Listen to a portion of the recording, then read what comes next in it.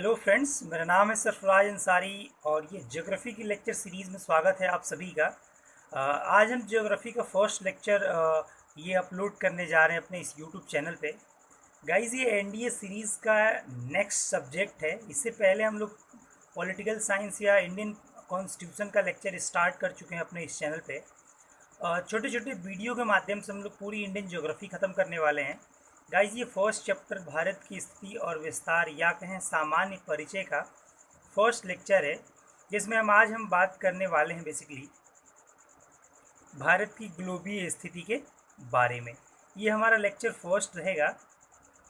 Guys, अगर आपने इससे पहले हमारा चैनल सब्सक्राइब नहीं किया है तो प्लीज़ सब्सक्राइब करें और बेल आइकन भी दबाएं, जिससे कि आपको नोटिफिकेशन मिल जाए। जब भी मैं वीडियो अपलोड करूं तो आपको नोटिफिकेशन मिल जाए।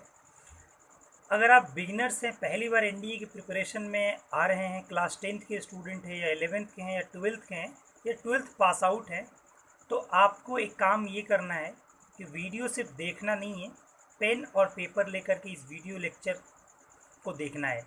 और जो भी मैं इसमें हाईलाइट करूं, जो भी नोट डाउन किया हूं, उसको आपको नोट डाउन करना है। यकीन मानिए, जब भी हम लोग एक चैप्टर कंप्लीट करेंगे, चाहे वो कॉन्स्टिट्यूशन का हो या चाहे ज्योग्राफी का बच्चों, इसके बाद हम इस सब्जेक्ट से रिलेटेड, इस चैप्टर से रिलेटेड ऑब्जेक्टिव क्वेश्चन लेकर आएंगे। और आप ये पाएंगे कि एक वीडियो लेक्चर देखने के बाद, यानी पूरे कंप्लीट चैप्टर को हम लोग 5-7 लेक्चर में लेकर आएंगे। देखने के बाद आपको इस बात का एहसास होगा कि 90 to 95% ऑब्जेक्टिव क्वेश्चन आप इजीली अटेम्प्ट कर पाएंगे, और वो भी सही सही। सो गाइस, पेन और पेपर लेकर के तैयार हो जाइए। शुरू करते हैं आज ज्योग्राफी का फर्स्ट लेक्चर, इंडियन ज्योग्राफी का फर्स्ट लेक्चर, भारत का सामान्य परिचय, ये भारत की अवस्थिति और विस्तार, जिसमें आज हमारा टॉपिक है भारत की ग्लोबीय स्थिति। तो चलिए जानने का प्रयास करते हैं। एक सवाल यहाँ से बनता है, भारत की ग्लोबीय स्थिति क्या है? बच्चों, भारत की जो ग्लोबीय स्थिति है वो उत्तरी पूर्वी गोलार्ध में अवस्थित है। अब ये तो जवाब हो गया कि भारत की ग्लोबीय स्थिति उत्तरी पूर्वी गोलार्ध में स्थित है, बट आइए समझने का प्रयास करते हैं। इससे पहले थोड़ा सा मैं आपको अक्षांश और देशांतर के बारे में रूबरू करा दूं, ठीक है। आप ये देख सकते हैं, ग्लोब है, तो ग्लोब पे ये बच्चों 0 डिग्री है। थोड़ा सा मैं अपने पेन को मोटा कर ले रहा हूँ। 0 डिग्री, 0 डिग्री अक्षांश, इसे हम लोग इक्वेटर कहते हैं। ये 0 डिग्री है, ठीक है। ठीक बच्चों, अगर इसकी बात करें तो ये है हमारा 0 डिग्री देशांतर, ठीक। और ये हमारी भारत की स्थिति है, ये हमारा इंडिया है, ये हमारा इंडिया है। अब ये समझने वाली बात यहाँ पे ये है, भारत की जो अवस्थिति है वो उत्तरी पूर्वी गोलार्ध में क्यों है। 0 डिग्री के, आपको पता है कि 0 डिग्री जब हम खींचते हैं तो 2 गोलार्ध बढ़ता है। एक होता है हमारा उत्तरी गोलार्ध और एक होता है हमारा दक्षिणी गोलार्ध। और 0 डिग्री जब हम समय, मानक समय रेखा खींचते हैं तो एक होता है हमारा पूर्वी गोलार्ध और एक होता है हमारा पश्चिमी गोलार्ध, राइट। तो 0 डिग्री अक्षांश के उत्तर में है, इसीलिए उत्तरी गोलार्ध। और 0 डिग्री देशांतर के भारत पूरब में है, इसीलिए पूर्वी गोलार्ध। तो इसे सम्मिलित रूप से कह दिया जाता है उत्तरी पूर्वी गोलार्ध। लेकिन बच्चों, एक चीज़ ध्यान दीजिएगा, सामान्यतः अक्षांशीय दृष्टि से उत्तरी गोलार्ध और देशांतरीय दृष्टि से पूर्वी गोलार्ध। लेकिन सामान्यतः किताबों में, एनसीईआरटीज़ में भी ये लिखा गया है कि भारत की जो ग्लोबीय स्थिति है वो उत्तरी पूर्वी गोलार्ध में स्थित है।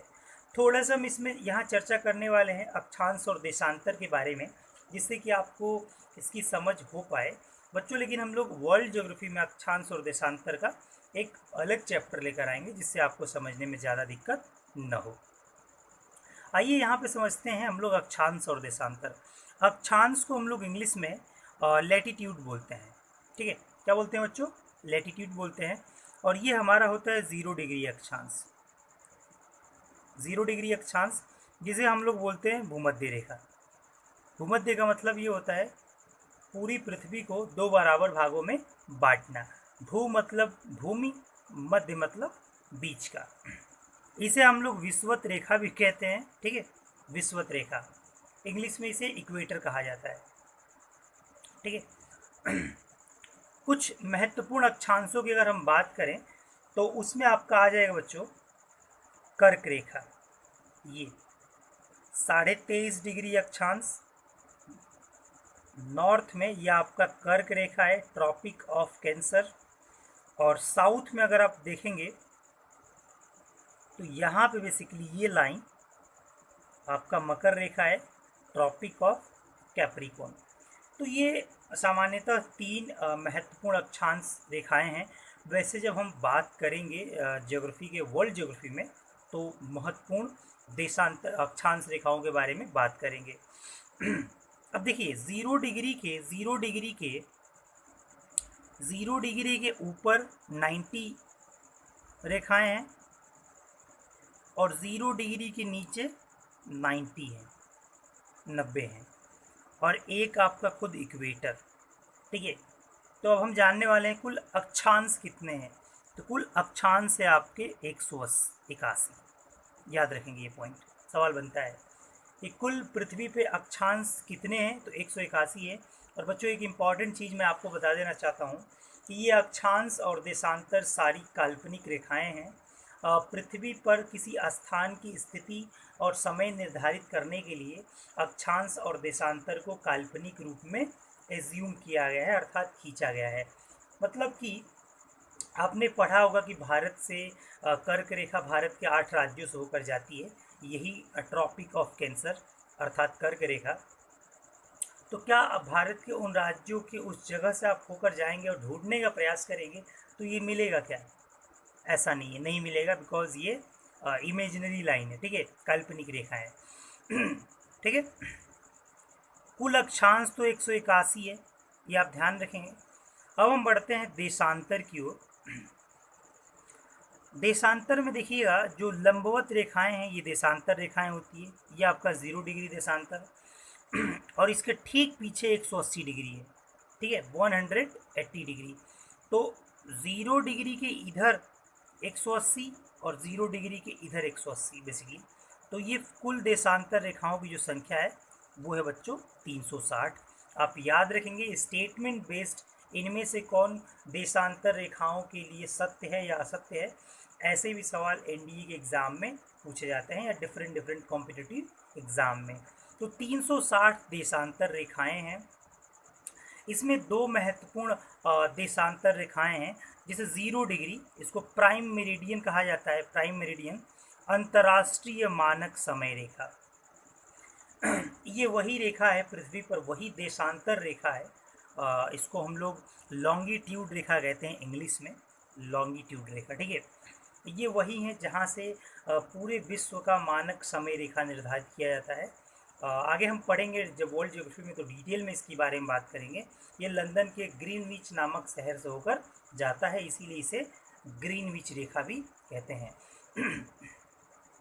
और ये जो ऊपर आप देख रहे हैं 180 डिग्री, ये है अंतर्राष्ट्रीय तिथि रेखा, अंतर्राष्ट्रीय इंटरनेशनल डेट लाइन इसे कहा जाता है।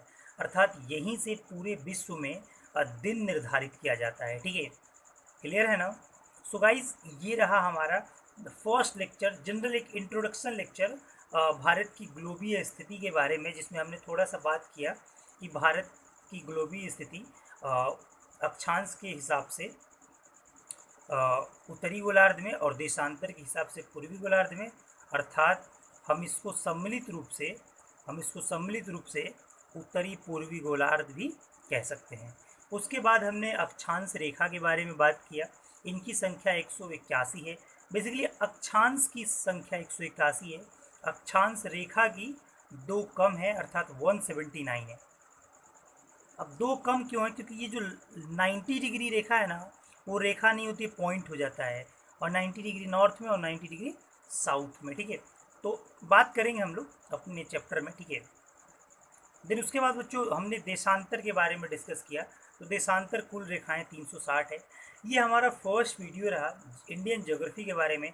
ऐसे ही इंटरेस्टिंग वे में छोटे छोटे वीडियोज़ हम लेकर आते रहेंगे जिससे आप बोर भी ना हो और आपकी ज्योग्राफी इस छोटे छोटे वीडियो क्लिप के माध्यम से पूरी तरह से प्रिपेयर हो जाए।